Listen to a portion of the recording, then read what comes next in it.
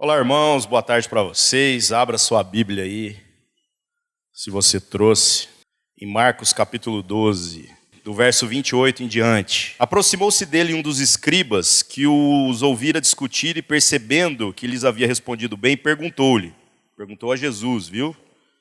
Qual é o primeiro de todos os mandamentos? Respondeu Jesus, o primeiro é, ouve Israel, o Senhor nosso Deus é o único Senhor. Amarás, pois, ao Senhor teu Deus de todo o teu coração, de toda a tua alma, de todo o teu entendimento e de todas as tuas forças.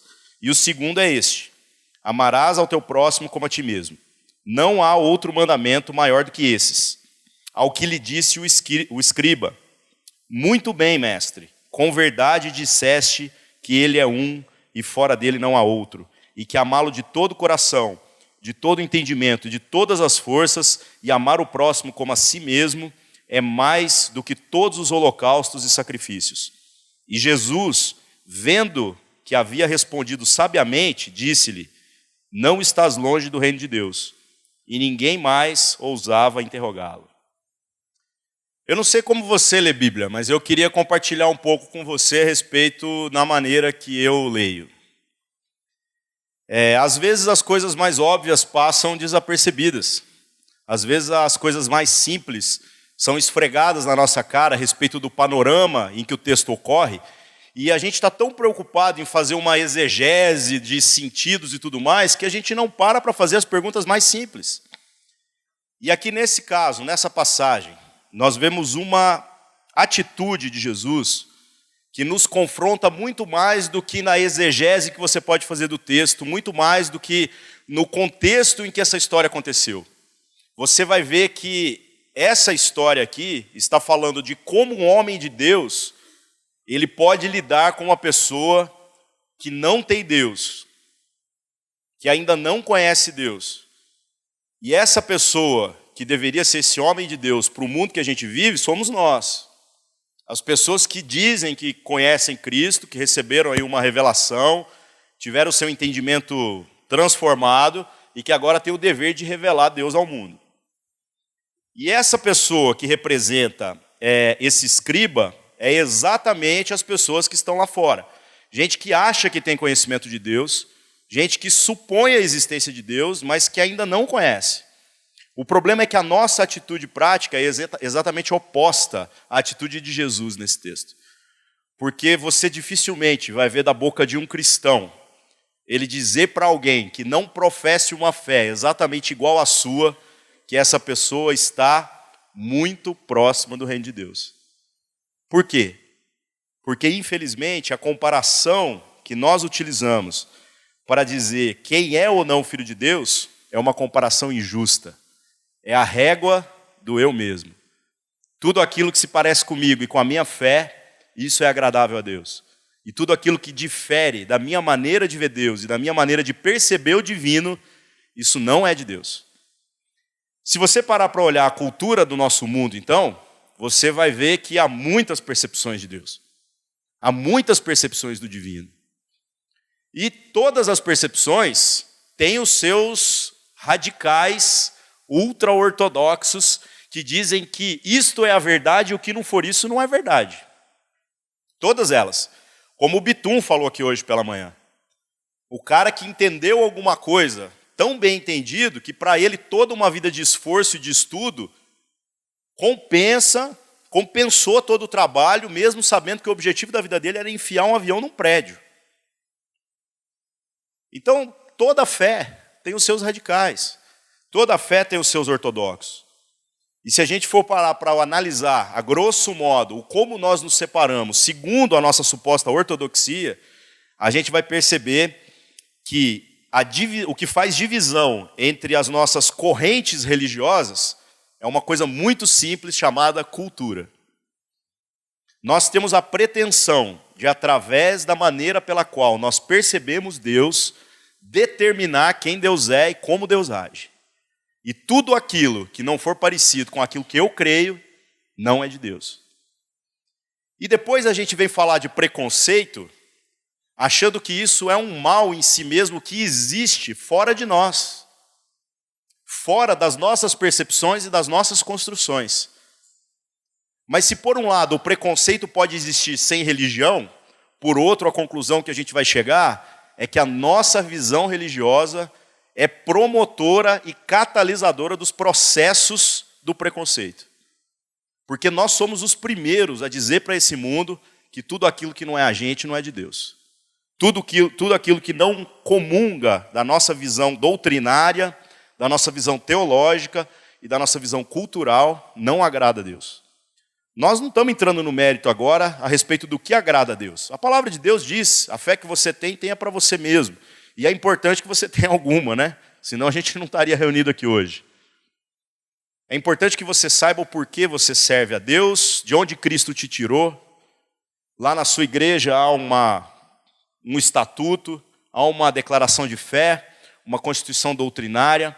Vocês, dentro da doutrina que creem e estudam uma teologia, trabalham baseado nessa profissão de fé que fizeram e vão viver na vida toda de vocês.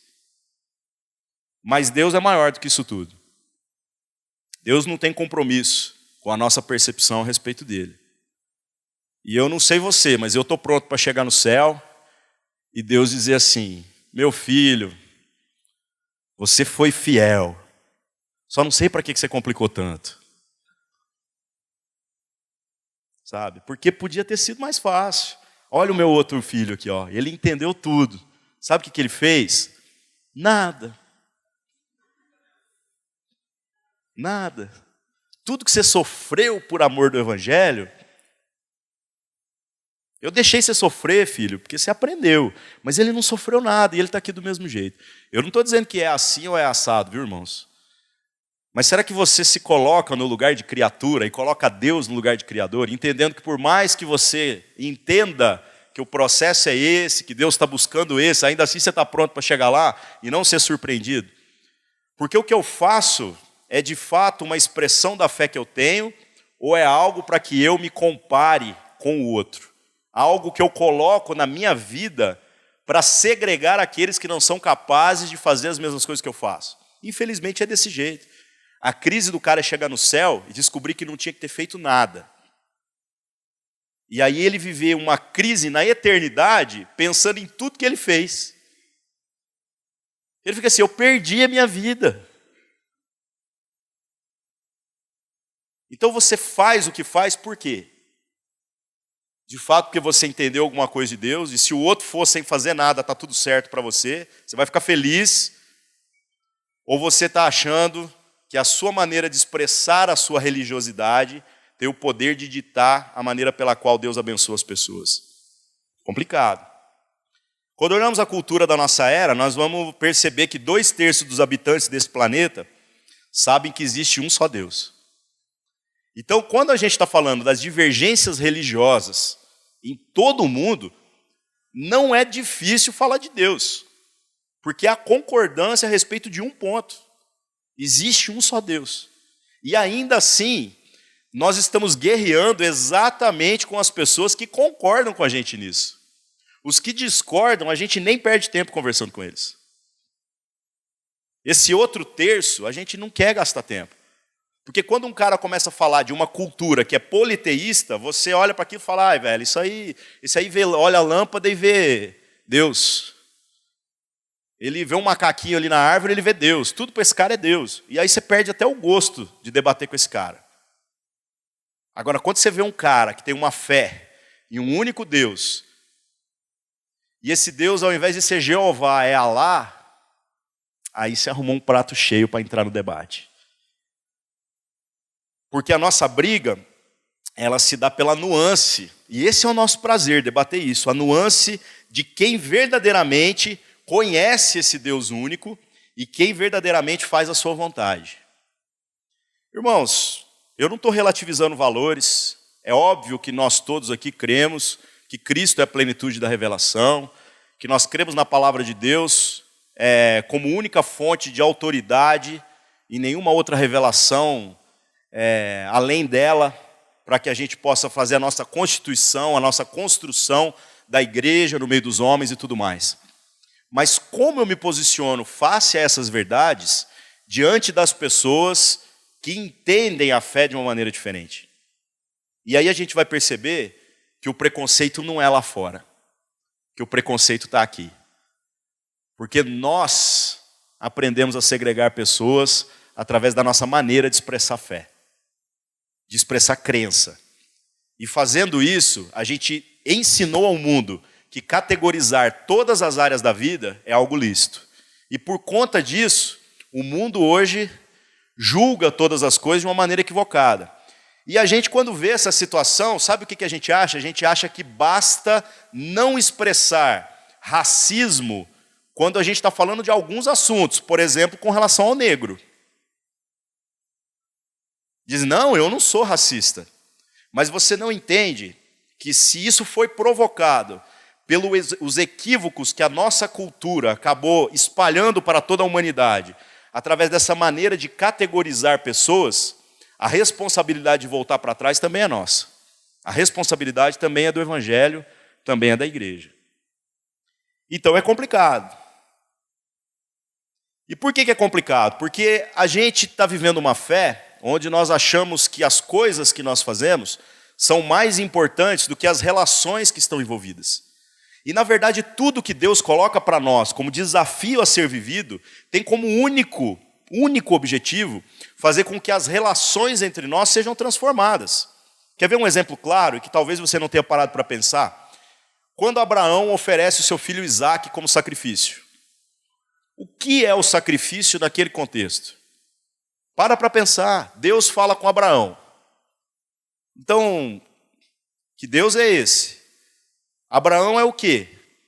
Ele é um homem de Deus ou um esquizofrênico que ouve vozes? Se você contar essa história para alguém que não tem a nossa fé e que nunca tem ouvido essa história, vai falar assim, esse cara tinha que ser internado. Ele ouviu uma voz que falou com ele e não falou com mais ninguém a respeito de pegar o filho único dele, fora Ismael, né? E levar num lugar para sacrificar. Aí Abraão faz essa parada. Leva os servos dele, leva o filho, chega lá, a hora que chega perto, Abraão não é louco não, porque se fosse louco, ele levava os servos até o lugar do sacrifício. Mas o que ele faz? Chegando perto, ele vira para os servos dele e fala assim, não, vocês esperem aqui, que eu e o Isaque vamos ali sacrificar e a gente já volta. Por que ele fez isso? Porque na hora que Abraão puxasse a faca, os caras iam voar no velho. Ia falar, o velho está louco, vai matar o moleque? Vamos internar o velho. Então Abraão, ciente de que isso ia acontecer, sabendo da situação, ele deixa os servos dele e vai só com o filho. Chega lá, ele consegue o feito de pegar um garoto de aproximadamente 14 anos e colocar em cima da lenha. E amarrar o moleque. Sendo que o moleque sabia muito bem o que ia acontecer ali. Sabe qual que é o nosso problema? A gente acha que o altar nessa situação foi aquele monte de lenha em cima de uma pedra. Enquanto que o altar nessa situação, nessa expressão de cunho religioso, era a vida de Isaque. Isaque recebeu um sacrifício do seu pai.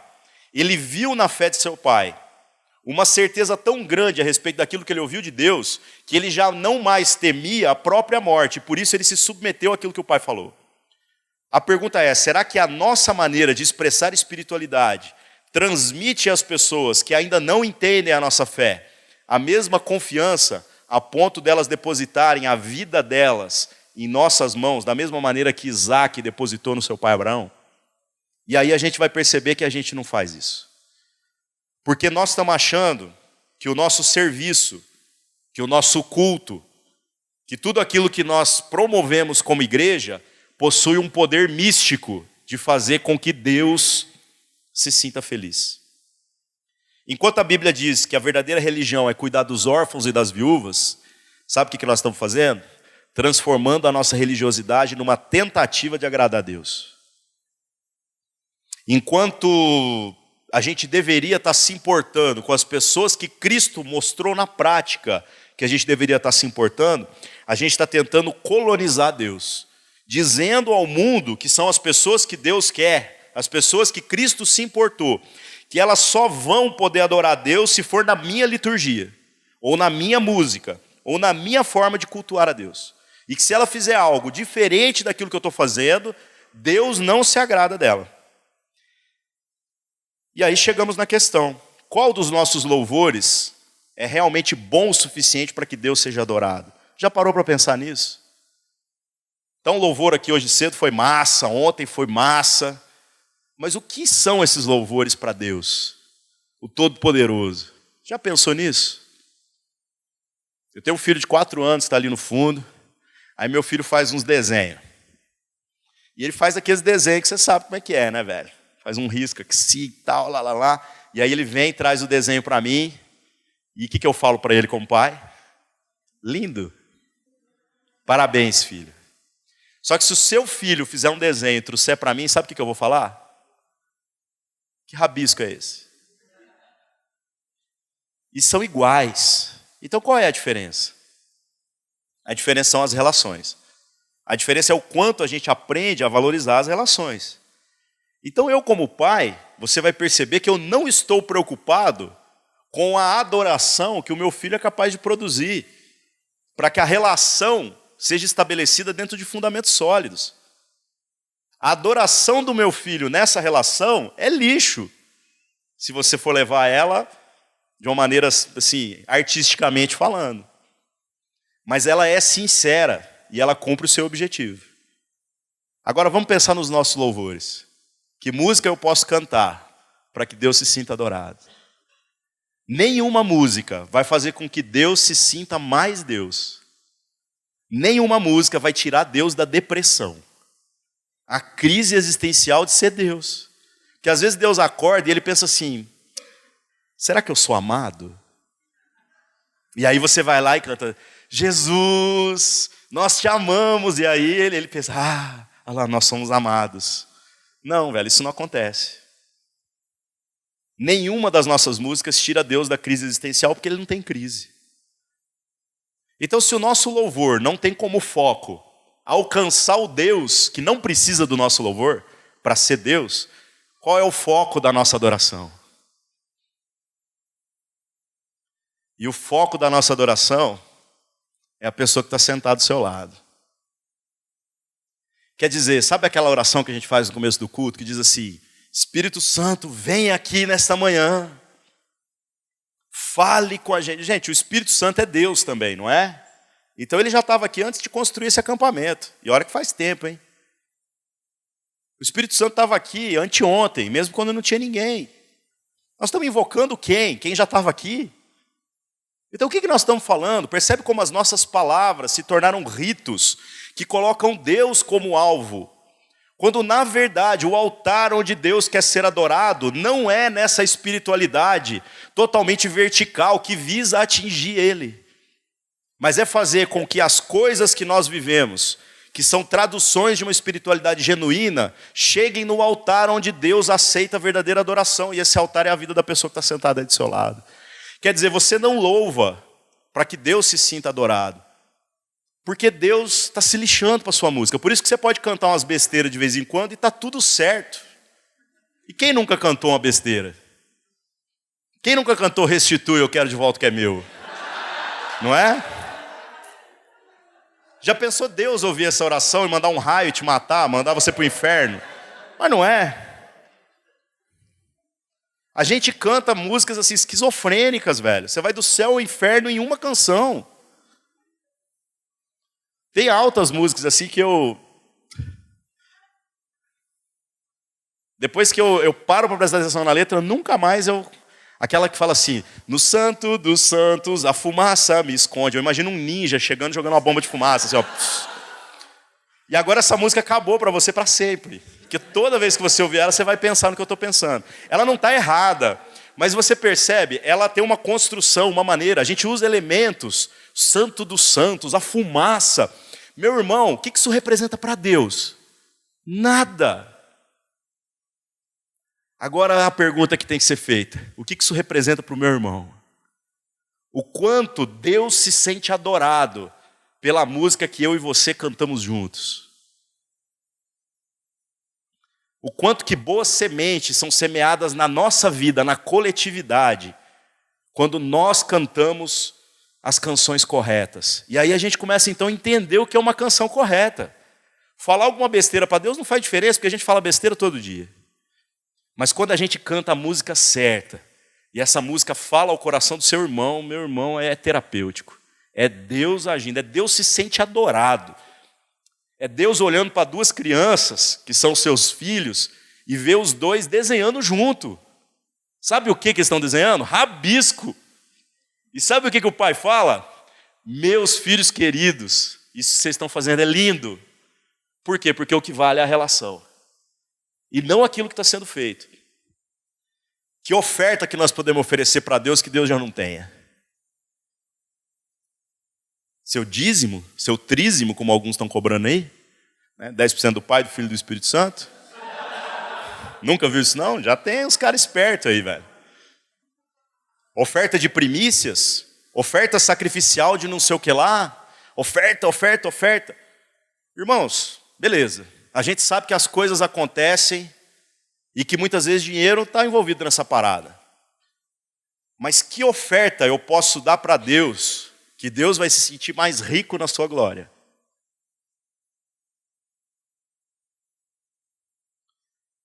Malaquias 3, que fala que a gente está roubando Deus, né? E não é nem a gente até, esse negócio está bem fora de contexto, mas vamos aceitar a interpretação a grosso modo aí, tá? Ah lá, vocês estão roubando a Deus nos dízimos. Quanto que você pode tirar da riqueza de Deus que vai tornar Deus menos rico? Então o que é roubar a Deus? E aí você vai chegando a conclusões muito simples. Você vai perceber que você rouba a Deus toda vez que você não deposita a oferta no lugar onde Deus escolheu aceitar a oferta, que é a vida do cara que está sentado aí do seu lado. O que nós fazemos como igreja tem um único objetivo: fazer com que Deus seja glorificado na vida de quem está sentado do seu lado, cara. E na vida de quem está sentado na sarjeta ali, do travesti, da prostituta, do morador de rua, porque você não sabe se aquele cara lá vai ser seu irmão amanhã, você não sabe, você não tem a mente de Deus. Então, para não errar, você vai ter que chamar ele de irmão e botar para sentar do lado de dentro e tratar ele igual a gente se trata, se é que de fato somos irmãos. Então, quando que a gente rouba a Deus? Quando a gente rouba o irmão. E por isso que faz todo sentido discutir missão agora, dentro da integralidade que ela representa. Porque você pode dar 10%, mais não sei quanto de oferta, está tudo certo com Deus. Você está roubando seu irmão, velho. Você está roubando seu irmão. Você acha que o pai que está vendo essa situação está feliz com você ou não?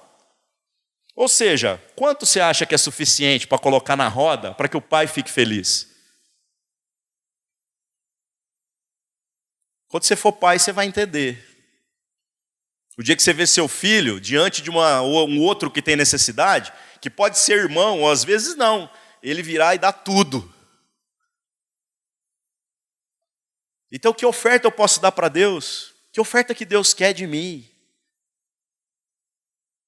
Então, Deus não está procurando essas coisas. O nosso culto não tem o poder de fazer Deus se sentir cultuado. Então, por que a gente cultua? Nós fazemos isso porque o altar onde Deus resolveu aceitar sacrifício, oferta e adoração é o coração uns dos outros. E aqueles caras que estão espalhando por aí que dizem, eu sou igreja, esses caras estão equivocados, porque a Bíblia não diz isso. A Bíblia diz que vós sois o templo do Espírito Santo. Edificação espiritual, casa de Deus. É vós, não é tu. Então a gente só é isso quando há a consciência de que somos mais de um. 2 ou mais reunidos no nome do Senhor, mesmo que não esteja reunido fisicamente falando. Mas entendendo que o propósito da minha existência é fazer com que o Pai seja glorificado no outro. E, no entanto, a nossa tradução religiosa, infelizmente, é o oposto disso tudo que eu estou falando. Porque a gente quer, a partir das coisas que nós fazemos, dizer quem agrada a Deus e quem não agrada. E quem fizer qualquer coisa que seja diferente daquilo que eu faça, esse não tem a oportunidade de ser filho de Deus. A verdade é que o foco, então, do nosso culto não é Deus. O foco do nosso culto é o irmão. Porque quando a gente foca o nosso esforço no irmão, Deus fica feliz. Quando a gente foca em Deus, a gente não acerta nada. Porque Deus não está precisando da nossa adoração dentro dessa perspectiva que a gente tem plantado. E nós precisamos então ajustar o nosso foco para que Deus seja glorificado. Deus deu a nós a responsabilidade da gente viver de modo desembaraçado, assumindo as responsabilidades da missão que competem aqui na horizontal. Porque aqui na vertical já está tudo resolvido. Em Cristo Jesus o sangue já foi derramado. Os pecados do passado, presente e futuro já foram pagos. Já não há mais maldição sobre a nossa vida. E já não há na nossa vida falta de coisa nenhuma. Por isso que o Burjac consegue ser meu amigo, mesmo ele tendo perdido isso tudo que ele falou aqui, que não é brincadeira não. Foi o custo dele ser meu amigo. Ele é mais crente do que eu. Porque se fosse eu não sei se eu ia ser amigo dele ainda. Ainda bem que Deus dá de acordo com a medida da fé, né? Ou não ainda bem, né? Porque você está se ferrando mais do que eu. Agora, o quanto a gente está disposto a se ferrar uns pelos outros. Quer ver outra construção religiosa do Antigo Testamento que às vezes a gente não percebe? O Santo dos Santos. Um lugar onde entra o sumo sacerdote, só em ocasiões especiais. Você amarra uma cordinha no cara, porque se ele tiver em pecado, ele cai lá dentro, morre, depois não dá para entrar outro para buscar o corpo, porque o cara da funerária não é santo. Ele entra lá para oferecer o sacrifício que Deus se agrada e blá, blá, blá. Aí qual que era o maior temor do homem naquela situação? Eu acho que quando reunia os sacerdotes ali, a maior crise é que na hora de fazer eleição para ver quem vai ser o sumo sacerdote, ninguém queria ser votado. Não é verdade? É o contrário daquilo que a gente hoje vive na igreja, né? Que todo mundo quer ser alguém, né? Não, lá não, acho que... Porque o ônus é muito complicado. Se eu entrar lá e morrer? Agora, outra coisa. A gente acha que entrar no Santo dos Santos é a consequência da ira de Deus sobre o pecador. Então, quando esse sacerdote se apresentava naquele ambiente místico, estando em pecado, Deus, enfurecido com ele, o matava. Isso acontecia mesmo. E aí isso gerava no coração daquele povo o temor de entrar naquele lugar que era santo, com medo de quê? De morrer. Agora Cristo vem e ele inverte completamente a relação. Cristo diz assim para a gente, olha, eu rasgo o véu, viro o negócio do avesso, e agora nós estamos todos diante da presença de Deus. E só tem uma maneira de você não ser fulminado pela presença de Deus, se você de fato quer ter uma vida de verdadeira espiritualidade. E essa maneira é morrendo. Porque quem já morreu não teme entrar no Santo dos Santos. Já está morto. Deus vai fazer o quê? Eu já morri. Vai matar um morto? The Walking Dead, essa parada, né? Não. Então a chave para que a gente venha resolver o nosso problema com relação a viver verdadeiramente na presença de Deus, não está nas coisas que nós fazemos tentando viver para Deus, mas na disposição que a gente tem de morrer para que Deus possa agir em nós em favor do outro, que é o lugar onde Deus escolheu ser adorado. O mais simples e o mais óbvio. O cara que enfiou o avião no prédio, voltando no exemplo do Bitum, ele precisou de 5 minutos de coragem. Mas você vai precisar de coragem todo o tempo. Porque você vai ter que enfiar um avião no prédio por dia. Porque morrer para si mesmo implica agora em viver para as pessoas que Deus quer que você dedique a sua vida. E dedicar a sua vida a Deus é dedicar a sua vida aos irmãos. Se isso tudo é verdade, por que então nós fazemos separação entre as pessoas? Por que nós categorizamos as coisas e as pessoas em santas e profanas? Por que nós temos medo de que a nossa fé seja diluída quando ela se depara com a fé do outro? Que crise existencial é essa? Por que a gente tem dificuldade de manter um diálogo e um relacionamento com quem entende o divino de uma maneira diferente? Sabe o que está me dando mais medo? Quando você entra para um debate e a gente, quando entra naquele discurso de falar de não escandalizar o fraco na fé, o fraco na fé é o crente. E o forte na fé é o ímpio. Já viu isso? Porque se você for falar de bebida, olha que coisa complicada, hein? Se você for falar da leitura de alguns livros e de frequentar alguns ambientes, para o ímpio, está tudo certo. Nenhum ímpio nega a fé, por causa daquilo que você fala. Até porque ele não tem. Agora o crente, ou pelo menos que se diz crente, esse que teve o seu entendimento transformado, a sua mente iluminada, que agora ele é parecido com Cristo, ele é mais fraco do que o ímpio. Então que fé é essa que nós estamos defendendo? Que ao invés de estar transformando gente fraca em forte, está fazendo o contrário. E esse tipo de pensamento é uma tentativa que a nossa religiosidade criou de separar as pessoas em pessoas que agradam a Deus e pessoas que não agradam, como se essa competência estivesse em nossas mãos. Como se nós fôssemos os juízes. Irmãos, é óbvio que nós fomos chamados para pregar o Evangelho, para fazer com que o Evangelho de Cristo não apenas seja anunciado, mas seja visto, para que a gente pregue uma mensagem de arrependimento, que as pessoas se arrependam dos seus pecados, que elas reconheçam Cristo como seu Senhor e Salvador, que elas venham viver em comunidade, que se batizem nas águas, que tomem da ceia lá de vez em quando. Tudo isso aí faz parte do pacote. Que ela busque o Espírito Santo, que ela negue as outras experiências que ela teve com o espiritual, que ela tentava tirar Deus da jogada. Tudo isso faz parte.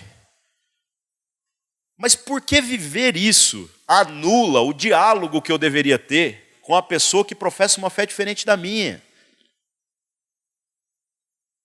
Por que eu tenho que ter o preconceito com aquele que não é exatamente igual a mim? Da onde nós tiramos essa ideia? Então a gente vai vivendo assim, a gente colonizou a fé do outro, ou tenta colonizar, mas essa colonização da fé, dizendo que adorar a Deus é assim, acaba que não promove nem transformação nem libertação. A nossa evangelização, na nossa geração, ela infelizmente está se tornando igual o colonizador quando chega na América. O colonizador chega na América, sabe o que ele quer fazer com o índio? Pôr roupa. Porque na cabeça dele, se ele vestir o índio e enfiar na missa, está tudo resolvido. E o que nós estamos fazendo hoje? Nós pegamos as pessoas nesse mundo grande de Deus aí, tentamos dizer que em alguns lugares Deus não está, que eu não sei de onde saiu isso. Deus estava lá no Nepal, irmãos, quando está rolando o terremoto? Pergunta óbvia. Sabe o que o ímpio vai perguntar? Ele vai falar assim, onde estava Deus?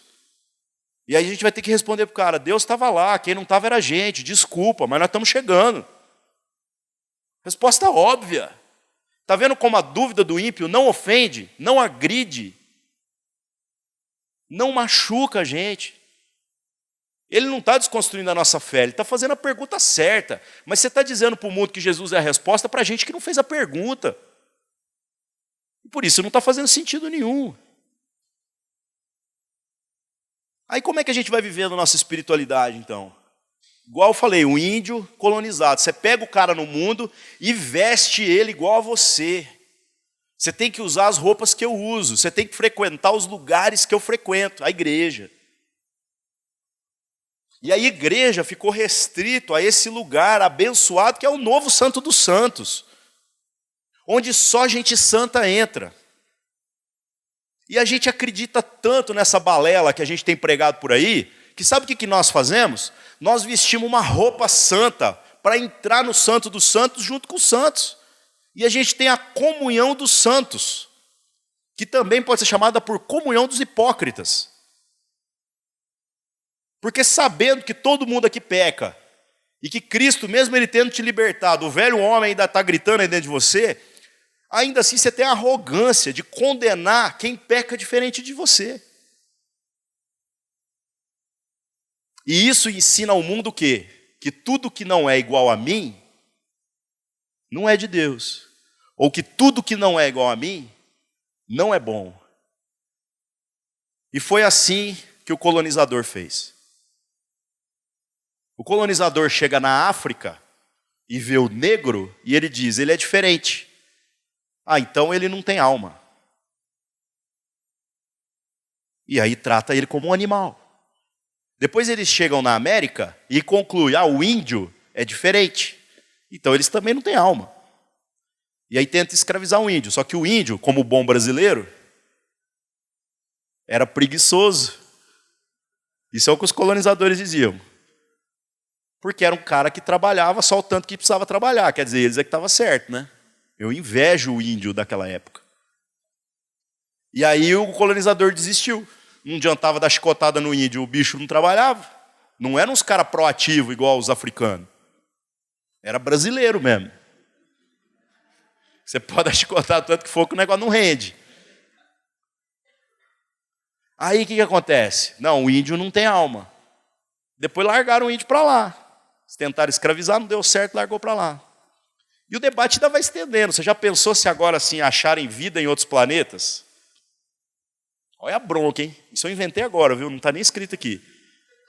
Sabe qual que seria a nossa crise? Se a gente achar um humanoide em outro planeta, vai ter gente que vai dizer assim, não, pode escravizar, porque não tem alma. Aí eu te pergunto, meu irmão, o Evangelho de Jesus, quando ele está falando mundo, ele está falando quem? É só esse planeta aqui? Eu não acredito que vai achar. Não do jeito que os caras estão procurando. Sabe? Mas você entende como não mudaria nada a nossa fé? A descoberta da América foi a mesma história. O evangelho que eu prego, eu continuo pregando para todo mundo. Voltando ao assunto, né? Nós estamos tentando colonizar a fé do outro. E não revelar Deus no outro. Se Deus já está lá, porque Deus está em todos os lugares, por que eu estou tentando, através da minha maneira de viver o evangelho, levar Deus às pessoas? E nós usamos essa expressão. Meu irmão, Deus já está lá. Se Deus já está lá, o trabalho mais desnecessário que você pode fazer é levar Deus. Porque você está levando uma coisa que já tem. Você está levando uma coisa que você não consegue tirar daqui e pôr lá, porque já está lá. Deus está no motel. Deus está na boca de fumo. Deus está em todos os lugares. Então o que você deveria fazer? Ir lá e encontrar na cultura, que foi a palavra que eu disse aqui para você, que é a chave de diálogo entre os diferentes povos, uma maneira de revelar a essa pessoa que Deus já está lá. E quando ela enxergar Deus lá, o que vai acontecer? Você então vai poder falar da plenitude da revelação que transformou a sua vida. Cristo Jesus, o Evangelho. Mas como você está querendo substituir a fé daquela pessoa pela sua fé, você está criando uma barreira, dizendo que Deus só pode ser adorado da maneira que você adora. Pior do que estar excluindo a fé do outro, você está excluindo a maneira com que Deus pode agir, dizendo que Deus só pode agir do jeito que você quer. E a gente vai ensinando o mundo fazendo isso. Ao invés da gente prosseguir em exercitar o pensamento, sabe? Cair nessa palavra simples do Novo Testamento. Lê o Novo Testamento e fala assim, olha, Jesus amava esse tipo de gente. Quem? Os desgraçados. Gente que não merece, gente que não é alcançado pela religião, gente que não é querida, ninguém quer receber essas pessoas em casa. Esses Jesus ia lá e manifestava o seu amor. Então vamos amar essas pessoas. Quando a gente fala isso, sabe quais são as perguntas que acontecem? Vem um cara e fala assim, mas peraí, por quê? Aí nós começamos a construir uma apologética burra, baseado num monte de moleque que vai na internet escrevendo um tanto de texto lindo, defendendo uma ortodoxia que faz a gente fazer menos do que aquilo que Cristo quer que a gente faça. E como essas palavras são bonitas e elaboradas, a gente diz que isso daí é defender Deus. Eu estou defendendo a fé. Eu estou defendendo a pureza da fé. Quer defender a pureza da fé, meu irmão? Vai para a rua. E quando você for para a rua e alguém perguntar assim, por que você veio para a rua? E vai acontecer, a prostituta vai virar e falar assim, por que você está aqui? Aí você vai dizer assim, porque Jesus andou com gente igual a você e eu quero andar também. Eu não sei porquê, mas eu vim. Os porquê a gente deixa para a teologia. Cada um tem seus porquê. Uns faz para ser, outros faz porque é, né? A minha pergunta é, está todo mundo fazendo? E essa é a grande crise. A gente não apenas diz que Deus só pode abençoar se você viver da maneira que eu vivo, enquanto você ainda diz isso, mas não faz as próprias coisas que você diz.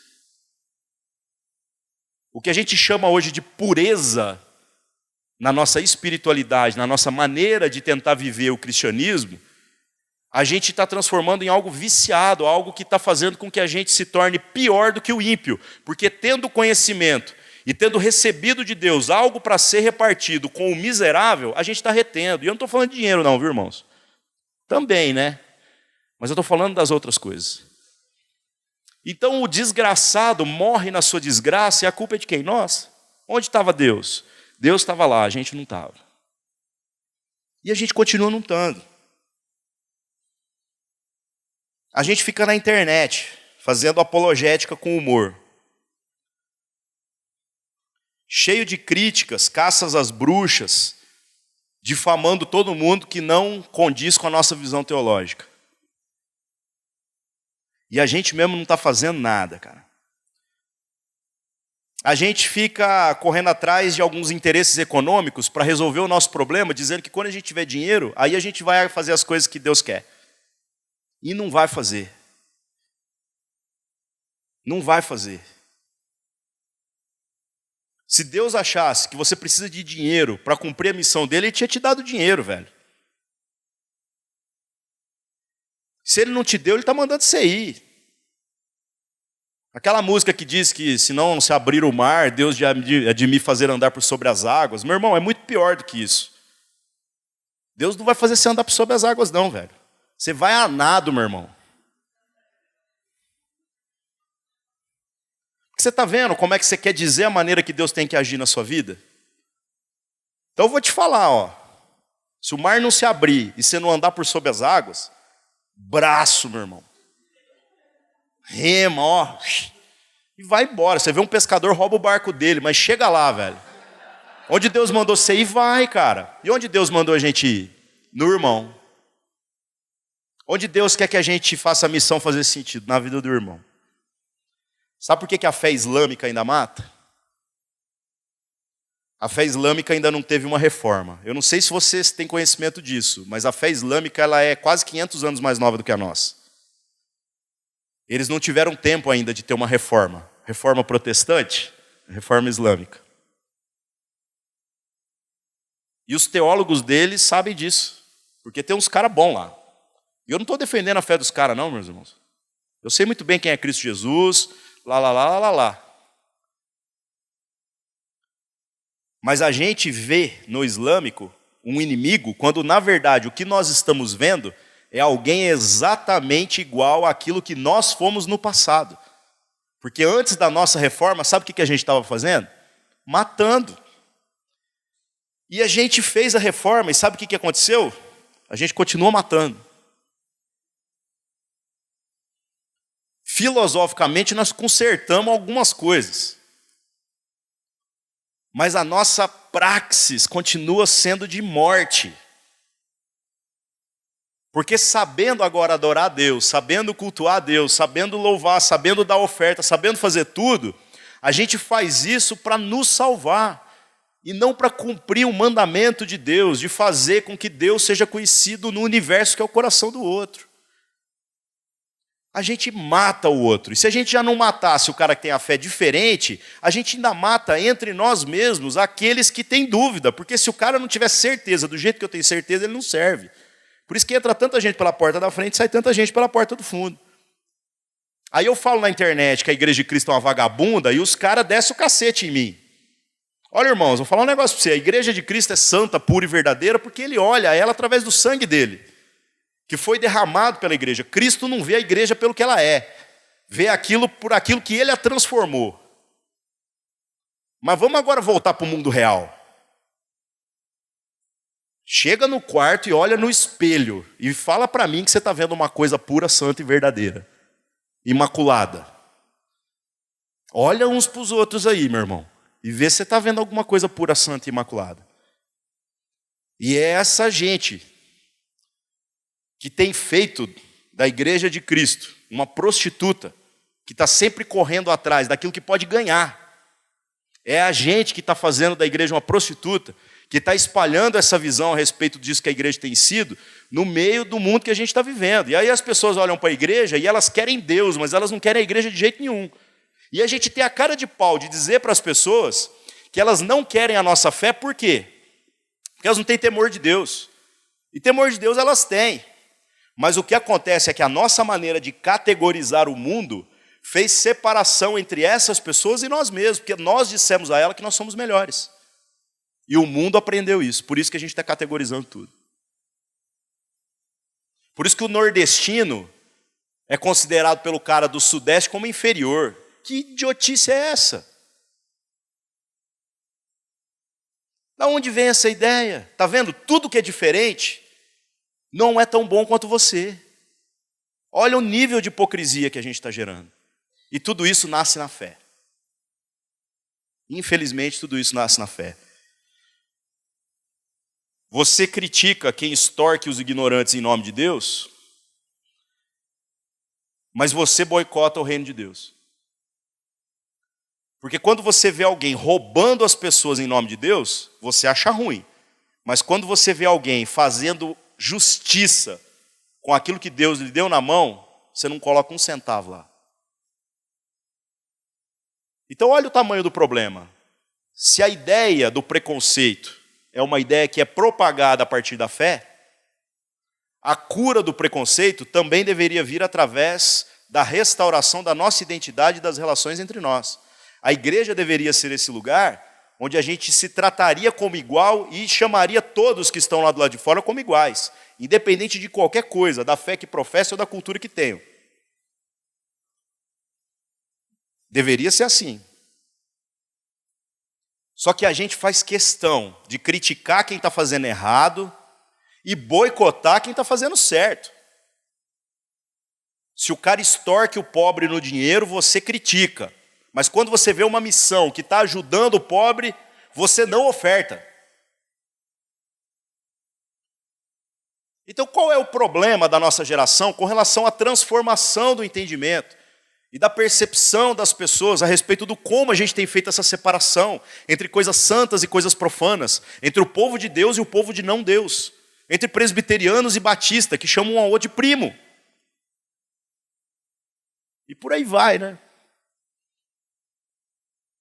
Como que nós podemos romper isso? Nós podemos romper isso horizontalizando a relação e curando a relação, se tratando como irmãos de verdade, mostrando ao mundo que para Deus não tem judeu e nem gentil, que não tem negro e não tem branco, que não tem hétero e não tem gay. Ah, mas peraí, velho, vamos ser sinceros, irmãos. Outro dia um cara me escreveu e falou assim: pastor, eu preciso ser sincero. Eu gosto de... Vou falar aqui em respeito à câmera. Eu gosto é disso mesmo. E aí olha as palavras dele. Em nome de Jesus, eu juro para você que eu estou tentando. Já tentei namorar uma menina na igreja. E tal, mas não... Aí eu virei pro cara e falei assim: irmão, um problema de cada vez. Para de namorar a menina. Falei, porque você está tentando resolver um problema provocando o outro. Falei, não é isso. Você está tentando ser o que você não é. Esse é o primeiro problema. Agora vamos olhar aqui. Eu falei para ele: você fica mal, velho? Ele: eu fico mal o tempo todo. Você acha que você foi feito assim? Ele: eu acho. Falei: mas você está mal? Eu estou mal. Aí eu virei para o cara e falei assim: irmão, você vai cagando arco-íris, mas você vai para o céu. Aí o cara virou e falou assim: peraí, como assim? Eu falei: se você está mal, é porque o Espírito Santo está gritando dentro de você. E o Espírito Santo está dizendo para você: você é meu. Aí ele: mas eu não consigo. Eu falei: beleza, eu também não consegui um monte de coisa. E todos nós não conseguimos um monte de coisa. Aí então eu preciso te trazer para a comunhão. E nós sabemos muito bem o que a palavra de Deus diz a respeito da prática. Nós não estamos discutindo isso aqui. Agora o que eu estou dizendo é que esse cara, ainda assim que ele acha que ele nasceu assim, e nós também não estamos discutindo isso, mas faz de conta que foi, Deus não errou com nenhum de nós. E se Deus não errou com nenhum de nós, é porque havia uma possibilidade da graça de Deus se manifestar na vida daquele irmão. E o Espírito Santo está gritando lá. E onde é que está a cura para a vida daquele irmão? Em mim. Agora, por que não alcança a bênção de Deus na vida do meu irmão? Porque eu viro para o irmão e digo que se ele não tiver a conduta sexual que eu tiver, que é de transar com mulheres, Deus não se agrada dele. Por isso que quando ele estava com um problema, ou que ele supunha que estava com um problema, vivendo a homossexualidade, e ele tentou agradar a Deus, o que ele tentou fazer? Ter relação sexual com uma mulher. Enquanto que, na verdade, sabendo que não tem nada de errado com ele agora precisa ser trazido à comunhão, para na comunhão a transformação acontecer. Qual transformação? Virar um ex-gay? Não, irmãos. Não, irmãos. Ele entender que ele vai olhar para ele e falar assim, eu estou vendo isso, mas Cristo está dizendo outra coisa. E agora eu me guio, não mais pelo que eu sinto, não mais pelo que eu vejo, mas por aquilo que Cristo está falando. E está tudo certo. Aí você traz o cara para a comunhão e está tudo resolvido. Nós temos a oportunidade de sermos cura para todas as mazelas do mundo. Mas a nossa maneira de expressar preconceito a respeito de tudo aquilo que não é a gente é a coisa mais demoníaca que tem na vida da igreja. É até curioso, né? Demoníaco na vida da igreja, né? A graça nos libertou de tudo aquilo que a gente precisava fazer como obrigação. A gente não vive mais agora debaixo de mandamento. E sabe o que a gente faz? Menos do que aqueles que estão debaixo de mandamento. Então eu vou te falar um negócio. Se tem gente dando trízimo, como eu falei aqui no começo, porque está sendo extorquido, isso deveria me constranger. Isso deveria me constranger porque eu acho um absurdo alguém fazendo errado fazer mais do que quem está fazendo certo. Se alguém pedir trízimo para você, não dê, viu, irmão? Mas quando Deus fala para você dê, e eu acho que Deus está falando isso o tempo todo, é mais uma questão de ter um pouco de sensibilidade e tentar olhar para onde é que Deus está querendo trabalhar. Envergonha essa galera que está dando 30% e dê 100% para Deus, na vida do seu irmão. E aí o reino de Deus vai ser visto. A fé dele não vai entrar em conflito com a sua. A sua fé vai destruir a fé dele. Porque sabe o que são todas essas construções de fé? Tentativas de colonizar Deus. De dizer Deus é adorado assim. E você não vai defender a adoração para ele. Você vai esfregar isso na cara do cara. Através do serviço. E o serviço é a maneira pela qual Deus escolheu ser adorado no meio da humanidade. A gente está aqui para servir uns aos outros. Ah, mas eu estou vendo lá que está dando errado, mas Deus sabe. O fulano está sendo extorquido, mas Deus sabe. Irmãos, a opinião de Deus não importa nesse caso. Deus sabe todas as coisas. Eu sei que Deus sabe, mas os nossos irmãos estão precisando saber algumas coisas. E eles só vão saber se você abrir a sua boca, se você se mover, se você começar a ser resposta das orações que estão sendo feitas. Se você parar de terceirizar as responsabilidades. A verdade é que os homens de Deus andam com a escória da humanidade mesmo. Os homens de Deus foram chamados para fazer coisas que ninguém mais quer fazer. E tem muita gente aí olhando para o ministério, olhando para a própria igreja da qual faz parte, e dizendo assim, ah, mas está lá, olha o prédio, eu estou querendo pregar, não deixam. Eu estou querendo fazer um culto especial, não deixam. Eu estou querendo fazer não sei o que, não deixam. Irmão, deixa eu te falar um negócio. Foge desse púlpito. Você está vendo o púlpito e você não sabe o quanto custou isso aqui. Aqui tem uma plaquinha, ó, 10 de agosto de 2005, dizendo que esse púlpito aqui foi colocado em 1966 aqui. Isso aqui tem uma representação incrível do quanto que isso aqui custou pela vida de muitas pessoas. Mas às vezes você está olhando para isso aqui e colocando isso aqui como uma meta na sua vida que não deveria ser. Porque esse não é o único púlpito. Nós temos púlpitos aí o tempo todo para serem pregados. E o púlpito principal onde Deus quer que você fale é no coração do seu irmão.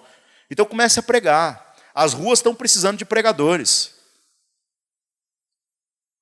E pare de cobiçar coisas que na verdade nem competem a você. Porque fazendo isso, você não está vivendo uma espiritualidade genuína. Você não está honrando a memória de quem colocou esse negócio aqui. O que vai ficar para a história não é se você pregou aqui ou não. O que vai ficar para a história é quais outros púlpitos você edificou. Porque as pessoas que construíram isso daqui era gente igual a gente, que tinha todas as mesmas crises existenciais. Todas as pessoas que também achavam que não eram boas o suficiente, que não tinham grana o suficiente. que talvez tinham as mesmas dúvidas a respeito do quanto que eram elas mesmo que estavam sendo chamadas, mas fizeram o que tinha que ser feito. Além da gente separar as pessoas de Deus, a gente agora mantém as pessoas afastadas pela nossa atitude de negligenciar o alcance da missão na vida delas, quando a gente negligencia o chamado de Deus para a nossa própria geração. Então, ao invés da gente ficar reclamando a respeito daquilo que a igreja não é, a gente deveria começar a ser aquilo que ela tinha que ser. Porque hoje, sabe como é que é a oração do crente? A gente ora para Deus levantar missionários, desde que não sejam os nossos filhos. A gente treina o filho dos outros para ir para o campo, mas você treina o seu para fazer faculdade para ganhar dinheiro, como o Bitum falou que cedo.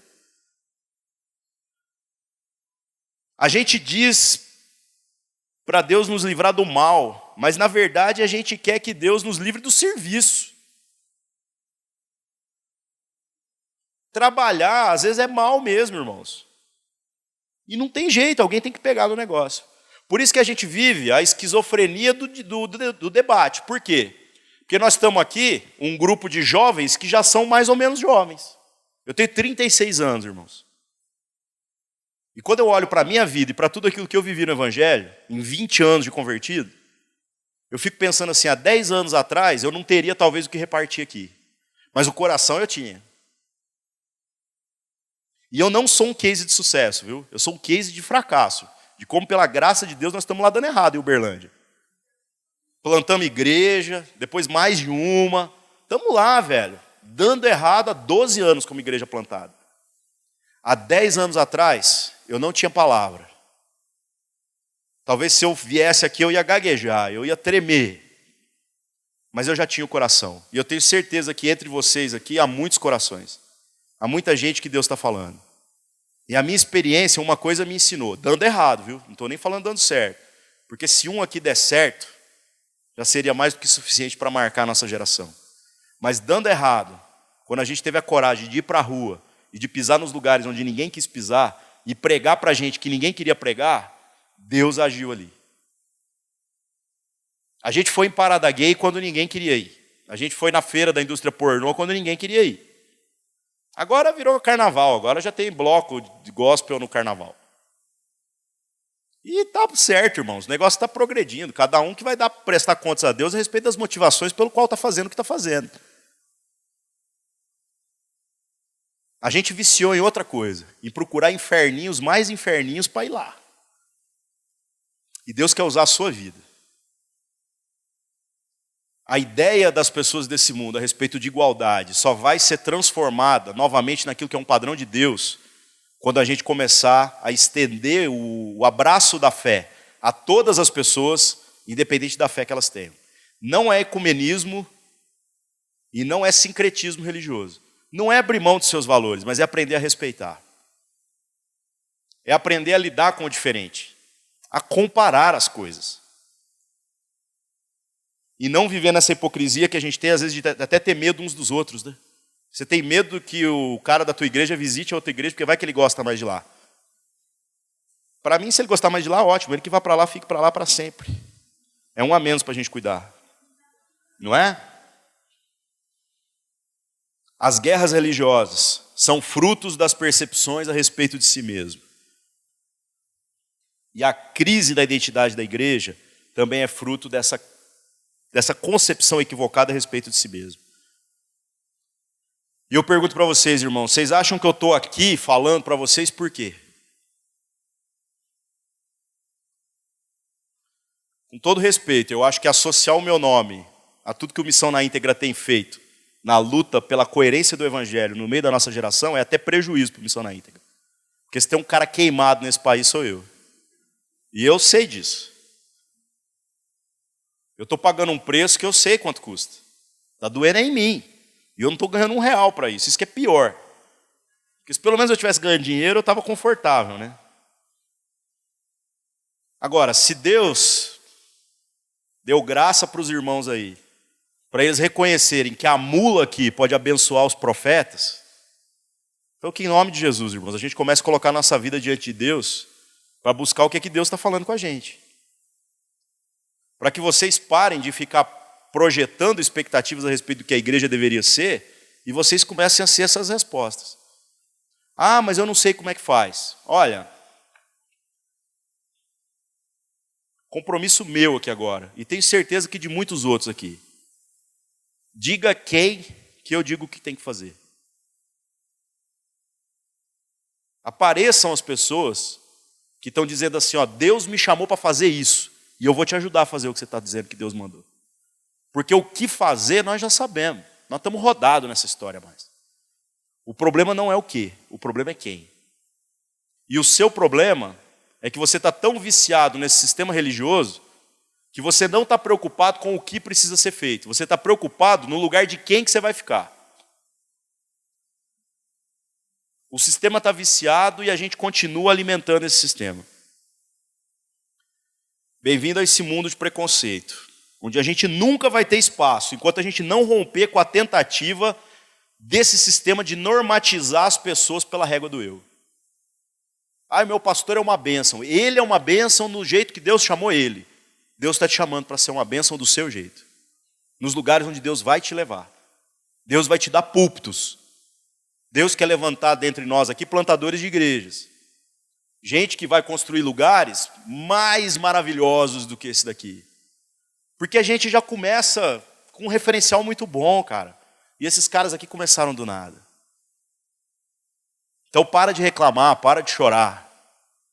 Para de apontar o dedo dizendo que o outro não é bom o suficiente. Para de ser preconceituoso com relação a todos aqueles que não professam uma fé igual à sua e começa a chamar a responsabilidade para si.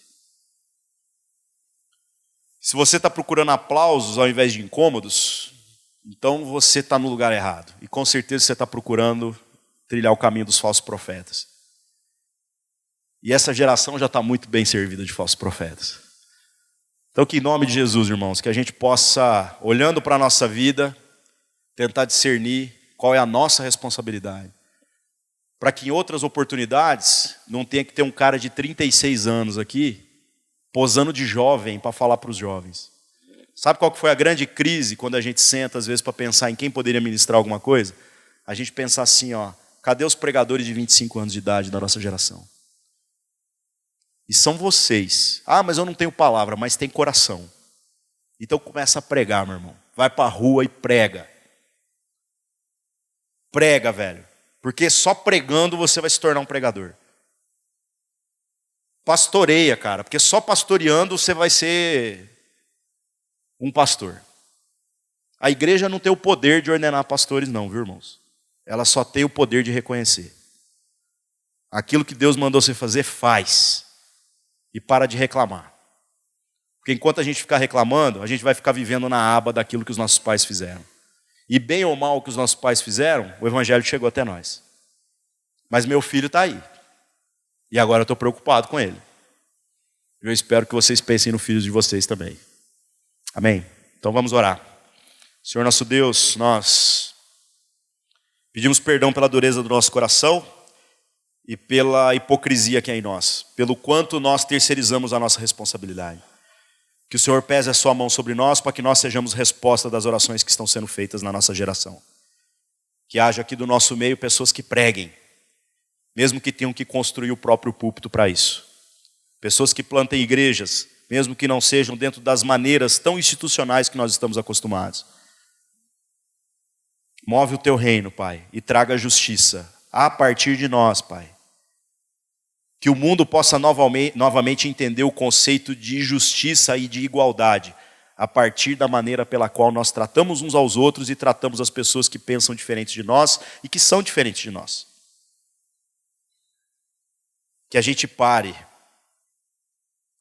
de ser o combustível do preconceito no meio dos homens. Em nome de Jesus. Amém.